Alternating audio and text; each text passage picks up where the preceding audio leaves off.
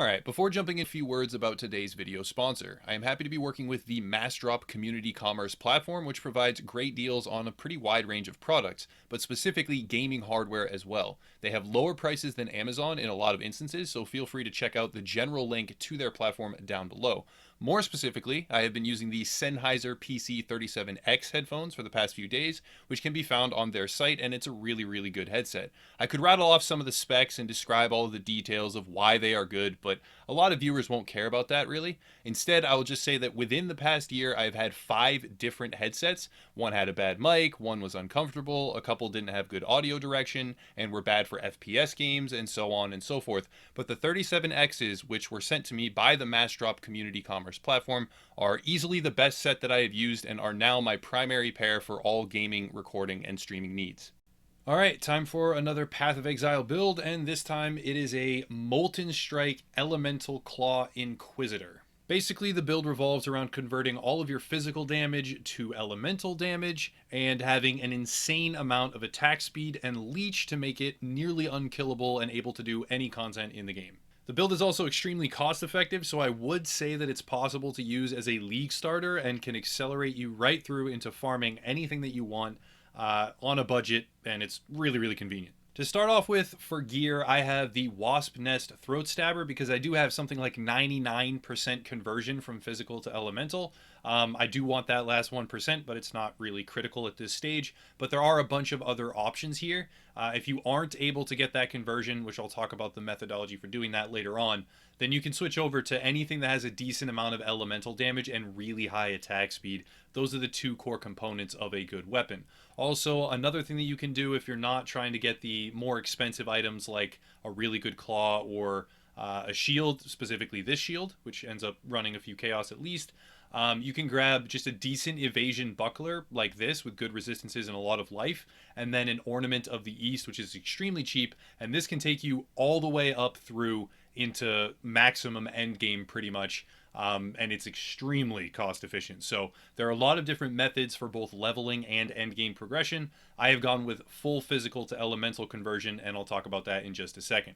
For the rest of your gear, it's pretty straightforward. The Starkonia's Head unique item is best in slot for your helmet. I do have 40% increased Molten Strike damage, but there is a better enchantment out there. If you can get +2 to the number of projectiles that Molten Strike fires, that's a better enchantment. But right now, this is one that's a little bit more cost efficient and very convenient and very powerful. So Starkonia's Head with an enchantment that augments Molten Strike, and good rolls if you can get it. And then Belly of the Beast full Wyrm scale. Now this is a very good chess piece, and you don't even need to have it 5-linked or 6-linked. I only have a 5-link and I'm able to do pretty much anything.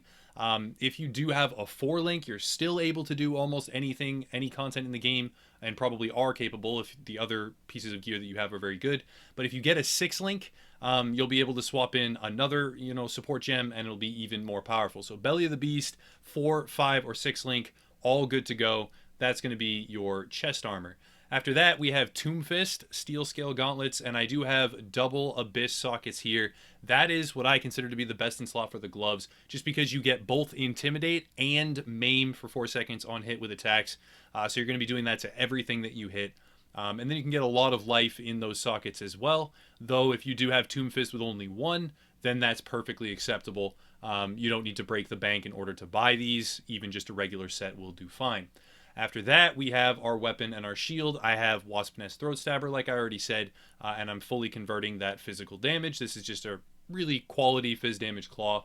And then I have, I'm going to butcher this name, I'm not even going to say it. I have this Rawhide Tower Shield that allows all of your attacks to hit no matter what. So it's basically like grabbing Resolute Technique without the downside of not being able to crit. This is a fantastic shield, and even though it lacks in some other areas, it is good enough to use throughout the game, and will be your best in slot right there. For boots here, I have these Nemesis Goad Murder Boots, and it's important that I have ones that have 4 blue sockets. That's actually integral to the build. And then for the enchantment, it has 1 to 160 lightning damage if I haven't killed recently. This is fantastic for bossing. That is amazing when you're fighting a super high health single target enemy, because you won't have killed recently, and that's actually a huge boost to your DPS overall. If you can get Chaos Resistance, go ahead. But you just want some movement speed, some lightning res, cold res, whatever you can get, and a high max health roll. For a belt, again, I could get a much better belt here, but you are looking for increased elemental damage with attack skills. That is important on a belt. And then as much life as you can get. And then for rings, increase elemental damage with attack skills. Use them to max out your resistances, which shouldn't be all that hard because you do have Belly of the Beast with 14% to all res.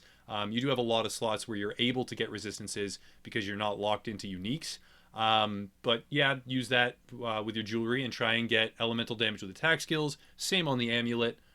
Pretty straightforward in that regard. Now for gems and links, we have Blood Rage, Power Charge on Critical, and Orb of Storms. Blood Rage can just be used in any slot that you can find, even if you have an unset ring or anything really. Blood Rage is just a good thing to use against certain bosses that have a ton of health that you know you can beat and outleach their damage. You don't need this though, not critical at all. Power Charge on Critical and Orb of Storms allows you to drop down an Orb of Storms that will pretty much immediately crit and give you 3 power charges in a split second. So that's a really good setup to have against specific enemies, though it's not integral to the build. Then in my headpiece here, I have faster attacks, I have Fortify, Ancestral Protector, and Whirling Blades. I've doubled up here by having Whirling Blades and Ancestral Protector in the same 4-link so that both Fortify and faster attacks can apply to both of them. Right, so Whirling Blades has faster attacks and also fortifies me, but then Ancestral Protector also has the same faster attacks. So there's a different combination of gems that you can use here, but having Fortify on Whirling Blades with faster attacks and then also Ancestral Protector, it works really well and there's a lot of benefits to it. Then down here in your boots with the 4 blue setup that I said was important is Blasphemy, Wrath, Enlighten, and Enfeeble. Having Enfeeble is very important, as well as Wrath, which I'll talk about even more later on. Wrath is super important, so that you can have increased survivability. Enemies can barely hit you. This will decrease their accuracy and their chance to hit. And then also Wrath is going to give you lightning damage, and because your attack speed is so high, that's going to give you a really, really high boost to your damage. And then Enlighten to free up enough mana so that you can still do a decent amount of attacks without depleting your mana pool. That is fairly important. Then in your chest piece, you have Multi-Strike, Elemental damage with attacks, Ancestral Call, added lightning damage, and Molten Strike. Added lightning damage is the most important here, and Ancestral Call if you're going for clear speed and mapping. Molten Strike, if you can get a high quality one, that's great. You don't necessarily need one. This is going to be augmented by Ancestral Call and added lightning damage the most. So that 3-link right there is already your most powerful set of damage boosts. But then added elemental damage with attacks is a large multiplier for elemental damage, and multi-strike is going to be where a large percentage of your attack speed comes from. So having a 4-link is best, having a 3-link is possible, having a 5-link is great with this setup right here, and if you get a 6-link with a blue socket, you can put in either increased area of effect or concentrated effect. Conk effect will give you higher single target, you can swap that out for bossing, and then increased area of effect will just allow you to map faster. For my flask bar, I have a Blood of the Blood of the This, and then a Sulfur Flask for increased damage, a Basalt Flask for increased survivability, and Atziri's Promise Amethyst Flask, which gives us a bunch of leech as well as a bunch of bonus chaos damage. So that's actually a really powerful flask to have in this instance. And then I do have a mana flask. I could overhaul this flask bar, but I'm just really not about it right now, and I've never really cared that much about flasks. If they get the job done, then there's no need for me to spend a bunch. But you can get something, there is a flask that gives an increase in the amount of projectiles that are fired from Molten Strike.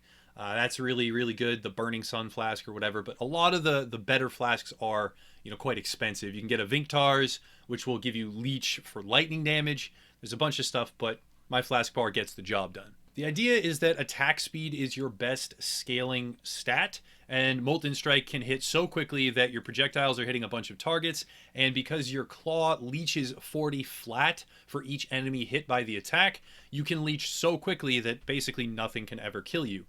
Molten Strike attacks really quickly and attacks even faster when you drop down your Ancestral Protector and pop your Blood Rage. You're going to be hitting many times per second, and as long as you are hitting things, you actually will be leeching as well, so that's important to note. But when you're stacking all of your different bonuses together, you're able to hit really ridiculous damage numbers here. And the tooltip is not indicative of how much damage you're actually dealing. Pulling up the passive tree right here, it is important to build a specific way. There's not as much flexibility in this build as there is in many of the other ones that I've produced.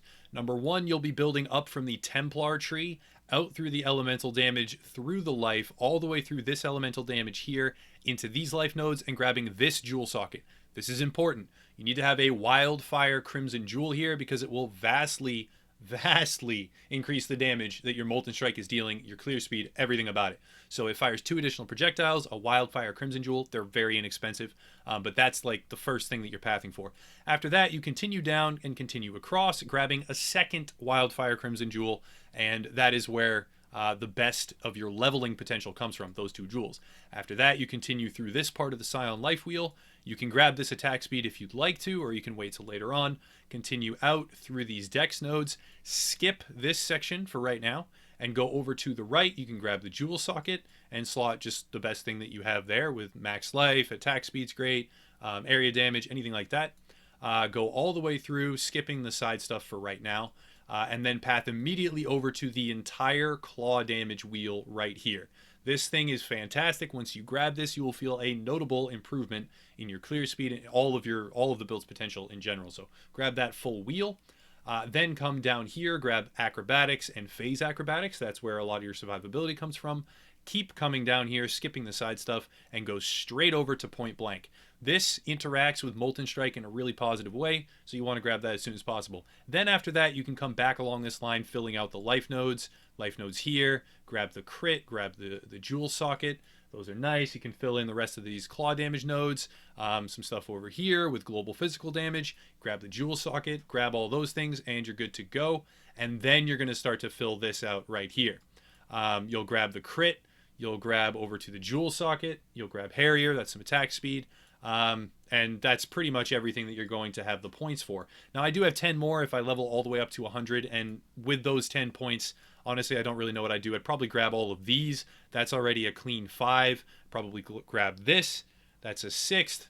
And then after that, who knows, maybe even this to increase my mana pool here, Thrill Killer, to give me more to work with the Molten Strike, because I am reserving a lot of mana. Now, an important thing to know is that this Watcher's Eye Prismatic Jewel is very important to the build, especially if you are going with the physical damage claw and converting it to elemental damage.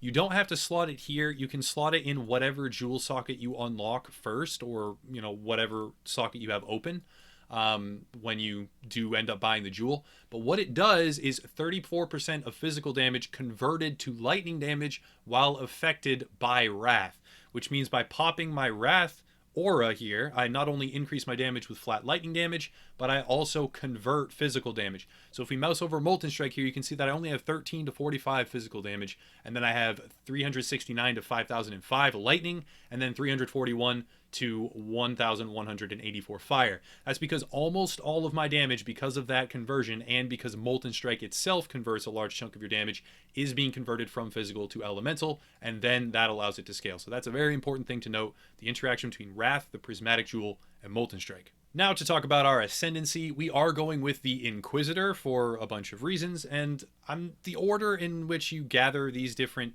keystones in your Ascendancy class, it doesn't really matter. I didn't see a huge difference, even though I tried it a couple of different ways.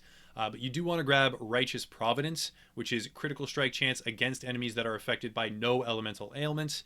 Critical strike multiplier against enemies that are, and then effective non-damaging ailments on enemies.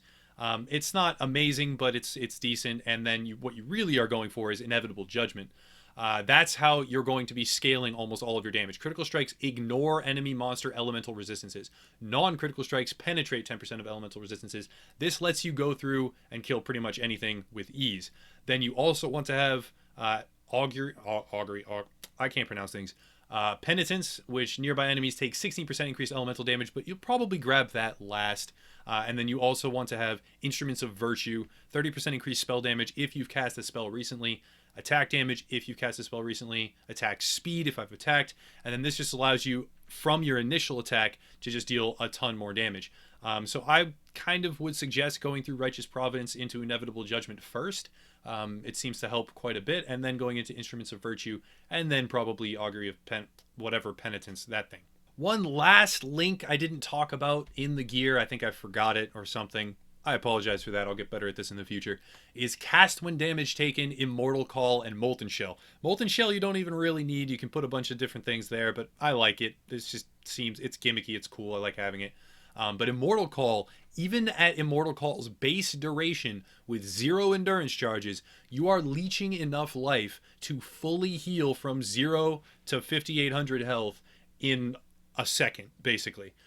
So Immortal Call, even without endurance charges, is phenomenally effective on this build. And you can level it up a little bit, or you can leave it at a base of 1. But the reason I've leveled my cast when damage taken and is for my Molten Shell. And then I also leech so much all the time anyways that cast when damage taken doesn't have to be on a low amount of health to trigger. But either way, Immortal Call, that's a good setup to have. Kicking it over to some footage, you can see just how much you actually leech with the build. Because you're critting and ignoring resistances, because you're attacking so fast and you have so much elemental damage, the build is capable of doing pretty much any content in the game. Here's an Abyss boss that I'm just shredding right through. I have not yet encountered any content that was too challenging, or even I guess I've found things that were difficult, like certain packs or certain bosses where I just didn't mechanically dodge effectively enough. That's the only content that's difficult. The build is designed to scale seamlessly through early, mid, and late game. You don't need to switch your leveling mechanics. You don't really need to switch a ton of your gear. There's no clear point where everything transitions. You can basically just put on a tabula rasa and put in Molten Strike with basically any supports and go all the way through the first 10 acts, and then use, an Ornament of the East, which is a claw that allows your attacks to not be able to be evaded, or anything else really, any other elemental claw, and then just accelerate right up through into true endgame. There are a couple of different things that you're going to be using to ramp up your damage, placing down your Ancestral Protector, putting down Orb of Storms, using Blood Rage, and making sure that you have all of your different buffs for specific single target stuff. You have plenty of mobility with your Whirling Blades. You also have Fortify from that. You have a ton of dodge. And you actually have block from the shield. So there's so many different synergizing mechanics. You can dodge spells, attacks, you can block things. The survivability is quite high. It may not look like it on a surface level, but when you combine all of those things together, even though you do have less than 6,000 life with the current version until I upgrade some gear, it is capable of surviving pretty much anything out there. The clear speed for maps is fairly decent since your mobility is so high, and all you have to do is unleash one volley of Molten Strikes to full clear whatever pack is nearby you, because there are so many different projectiles being released because you have the Ancestral Call, also doubling your attack and doubling the production of those Molten Strike balls. The clear speed is very good, so it's not something that's going to be able to compete with Auto Bomber or these other ridiculous mapping builds, but it does have everything that you need all in one build to start a league, accelerate all the way through Uber Lab farming, all the way through Shaper and all the other endgame content, while being pretty cost efficient. You can definitely do this on a budget and eliminate some of the more expensive pieces, and if you do that, then you'll be able to start right from day one and take it all the way through endgame content. That's pretty much it for the build. Let me know in the comments down below general feedback on how to improve the build, ways to push it further, or just also feedback on how I'm doing as a creator when I cover Path of Exile and do these build videos. That would be valuable to me and help me improve the content. But that's pretty much it. I'll wrap it up there. Again, I want to thank our sponsor Massdrop for working with the channel. The link down below to their platform will save gamers money. So regardless of your thoughts on me or the channel or this video, clicking that link can only benefit you and save some money. But it also benefits the channel, by the way. If you are in the market for an audio upgrade, the Sennheiser PC37Xs are top of the line and can be found on the platform as well. And I will personally be utilizing both Massdrop and the headset for quite a while to come. As always, there are other links in the description to consider if you want to get more involved at Upper Echelon. We have a Facebook group, a Discord server, I stream on Twitch once in a while, there is a merchandise store, and much, much more, so take a look if you want, but I'll cut it there. Thank you for watching the video, and as always, have a nice night.